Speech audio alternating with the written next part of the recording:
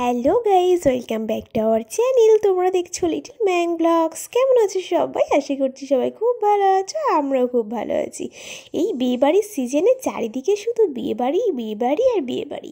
Facebook Insta খুললেই খালি বিয়েবাড়ির ফটো, বিয়েবাড়ির রিলস, বিয়েবাড়ির খাওয়া দাওয়া দেখতে দেখতে বোর হচ্ছিলাম।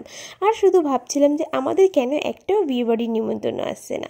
তো অবশেষে একটা নিমন্ত্রণ পেয়েছি, আর তাই তো রেডি হয়ে বিয়েবাড়ি যাওয়ার জন্য প্রস্তুতি নিয়ে নিয়েছি।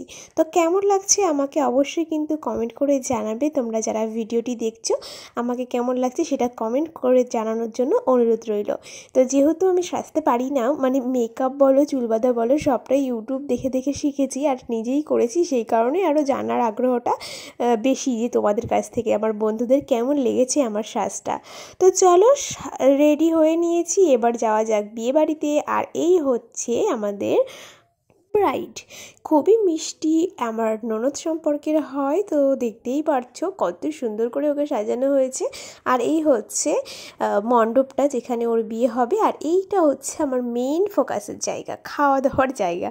তো এটা সত্যি কথা বলো, বিয়েবাড়িতে যাওয়াই কিন্তু সাজগোজ, ফটোশ্যুট আর খাওয়া দাওয়াটাই উদ্দেশ্য। তো খাওয়া দাওয়ার সেরে কটা ফটোশ্যুটও করে নিয়েছি। আর এই হচ্ছি আমি, আর এই হচ্ছে আমার শাশুড়ি, আর যাদের সঙ্গেও ফটো তুলেছি।